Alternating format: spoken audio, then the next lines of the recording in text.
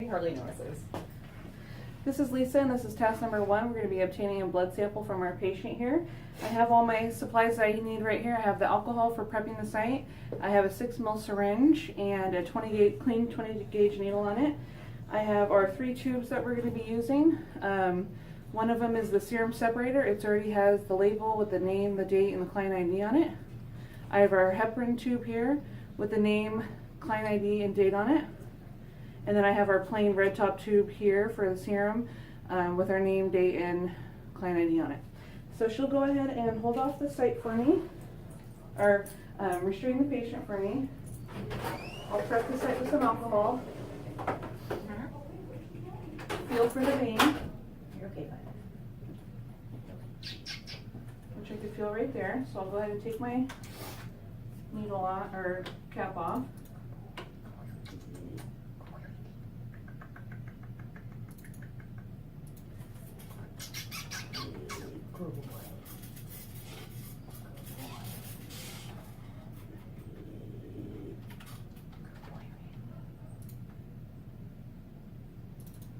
Okay, so she can go ahead and hold that off for me.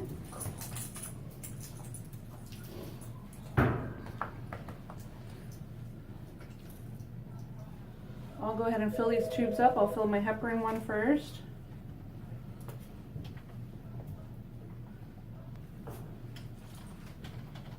And then invert that a few times. I can go ahead and put my needle back on and let the vacuum pull for these tubes.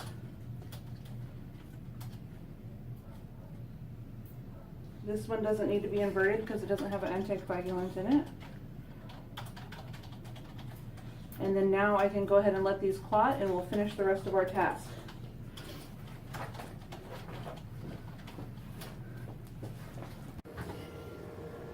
Alright, so this is the continuation of task 1. We're going to be centrifuging our samples that we just obtained. So these have been allowed to clot. It's been 30 minutes. So we'll go ahead and rim the clot on each of these before we put them in the centrifuge.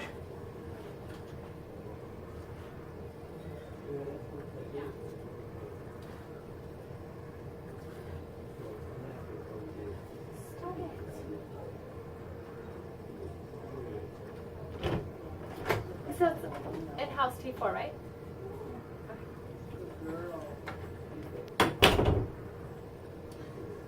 Okay, so there's that one.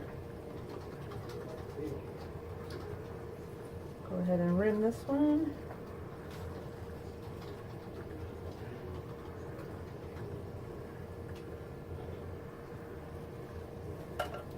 Okay, so we'll go ahead and put these in here.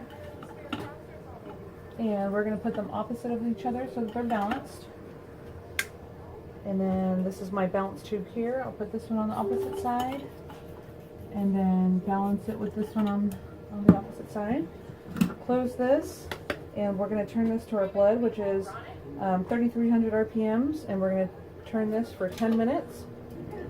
And then we're going to set our timer for 10 minutes. And then when this is done, we'll come back and we'll obtain our plasma and serum.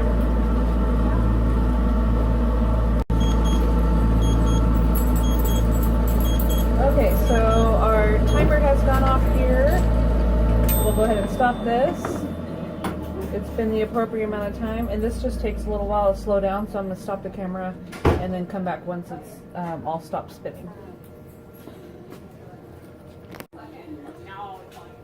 So this is the continuation of task 1. Our centrifuge has finished spinning our blood down, so we can go ahead and collect everything here and get ready to extract our serum and plasma.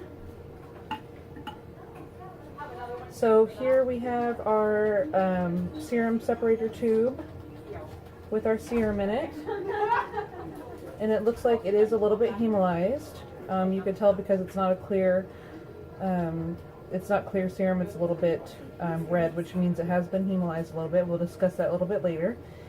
But I'll just go ahead and grab my clean white top tube. It's already labeled patient's name, date, client ID, and it has serum written on it also. So we'll go ahead and we'll take the cap off. Take the cap off of this one. Carefully extract our serum without sucking up the separator portion of it, and then transfer it From cares. to the clean top. Yeah.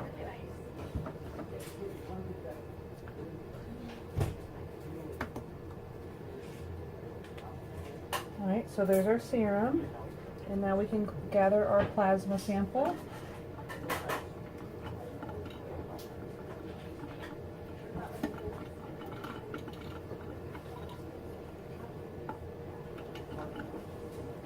Which looks like it's been a little bit hemolyzed also.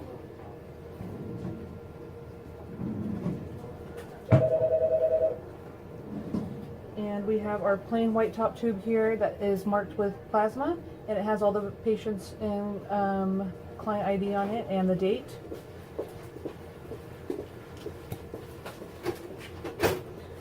So I'll go ahead and remove the cap, and with our pipette, carefully withdraw the plasma without sucking up the clot, or not the clot, but the blood portion at the bottom, and then transfer it to our clean white top tube.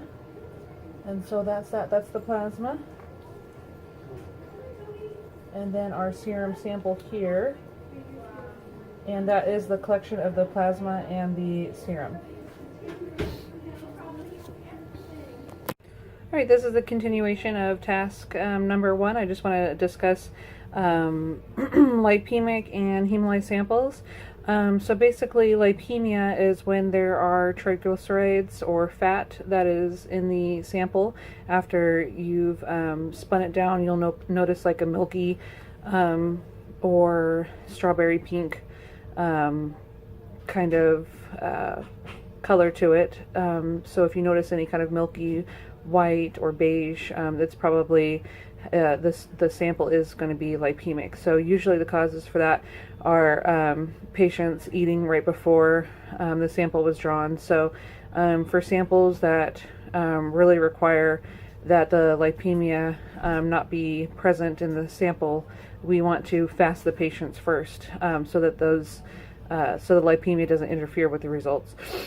Lipemia could interfere with the results as far as like bile acids and some other values as well. So if we see that, we need to make a note to the reference laboratory or to the doctor so that they can take those things into consideration when reviewing the results.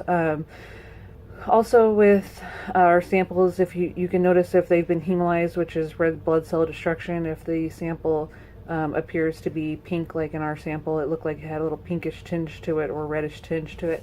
It looks like there was some red blood cell destruction on those. And usually the causes for those are traumatic venipuncture, so you need to be careful. You don't want to keep poking the patient many times.